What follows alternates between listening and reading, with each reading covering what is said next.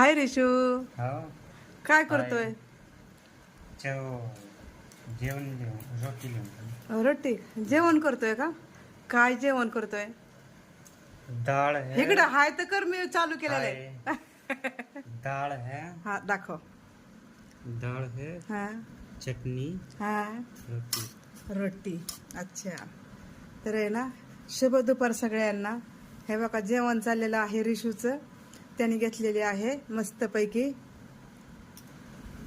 मुगाची डाळ. मुगाची डाळ बनवली होती बरं का ही. तर आता डाळ ही बनवली पिवळी.